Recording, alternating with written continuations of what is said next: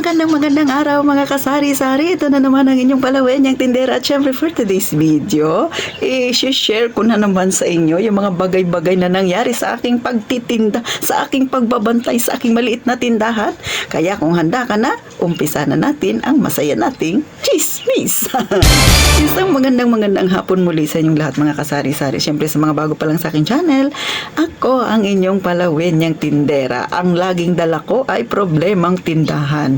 Totoo naman. Kaya nang lagi kong sinasabi, no, kahit gaano pa kahaba yung pasensya mo, sasagarin talaga ng ilang customer mo yan. Kahit gaanong pigil mo, hindi maaaring hindi mo ipaglaban ang iyong paninindigan. Char! So, eto na nga mga kasari, no, experience na titintin. Alam niyo ba, no? Syempre, mga bandang 2:00 yun ng hapon. Pagka ganong oras kasi, medyo bawas na yung customer ko mga kasari. Medyo relax na si titintin. Tapos, eto na, dumaan yung isang naglalako, isa ring negosyante. No? Hindi ko alam kung ano yung nilalako niya. Pero sa tingin ko ay naninigarilyo siya. Kasi syempre, pagbungad pa lang niya sa aking tindahan, amoy na amoy ko na siya, na amoy sigarilyo siya. Babae siya. Sabi niya sa akin, meron ka bang tindang lighter? Sabi ko, meron po. Magkano ba ang lighter mo? Sabi ko, 20 pesos po. Alam mo, sagot niya, ay, ang mahal naman. Sa amin, 12 pesos lang. Sabi niya, di ba ano lang ang puhunan niyan? So, gano'n na sabi niya. Kaya hindi po. Baka magkaiba tayo ng pinagbilhan. Sabi niya, kasi doon sa amin, sabi ko talaga sa kanya, dahil hindi ako nakapagpigil. Di wag kang bumili. Doon ka sa inyo bumili. Sabi ko gano'n sa kanya. Kasi nga, ganun yung bungad niya. Abay, para siya ang may-ari ng tindahan.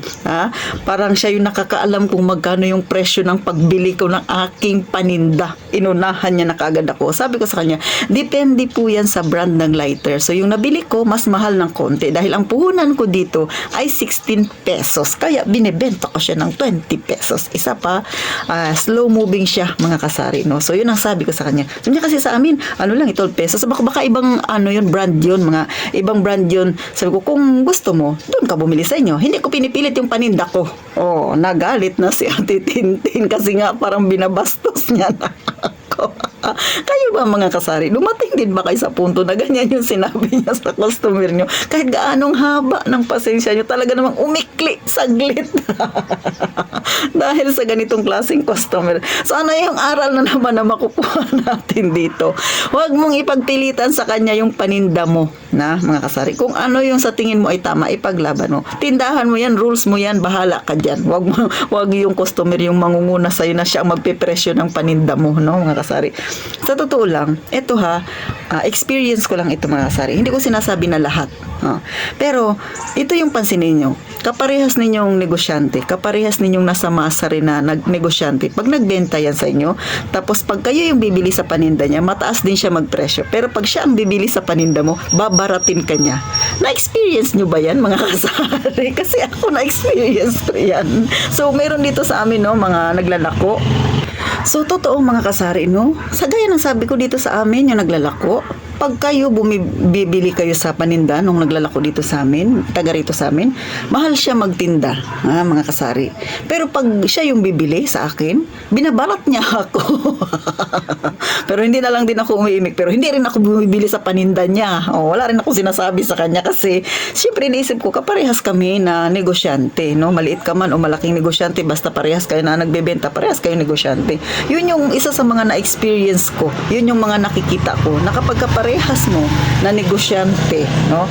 Pag yan bibili sa'yo, babaratin ka. Kasi, gaya nga ng sabi ko yun dito sa amin, pag bumibili, tatanungin niya pa ako kung magkano yung presyo ng aking paninda. Pero kasi ako mga kasari, no? Ayaw kong magsalita ng masakit sa kaparehas kong nagninegosyo. Baka hindi ko talaga gusto yung presyo niya, hindi ako bumibili. Pero ako, kung ano yung paninindigan ko sa presyo ko, is yun talaga. Baka may magsabi na, sasabi mo lang yan natitintin na mahal siya magpresyo. Kasi ganito, ganyan. Talagang mahal siya magpresyo. Kasi yung binibenta niya sa akin, nilalako niya sa akin, ay parehas din doon sa palengke na binibilhan ko. Ano yung klaseng paninda yun, no? So, may mga kakanin. Ang bintahan dito sa amin, 20 pesos. Pero doon sa palengke, nabibili binili ko lang siya kapareha sa kanya ng 12 pesos.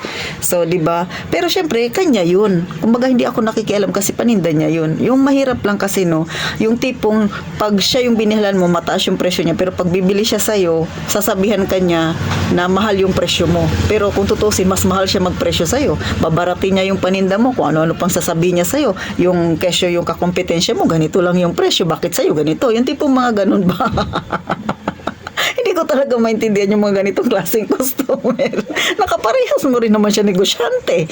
Ay, ikaw, tindera. Na-experience mo ba yan? Naranasan mo na rin ba yan? Ganyanin ka ng kaparehas mong negosyante? O, diba? Parang hindi niya alam yung kalakaran sa pagninegosyo. Pero syempre, eto ha, chill lang tayo. Sinishare ko lang sa iyo mga naging experience ko talaga mga kasari. Sa totoo lang, marami pa tayong pag-uusapan na nararanasan nating mga tindero-tindera. Alam ko, ikaw ngingiti-ngiti ka sa akin kasi naranasan mo rin yan.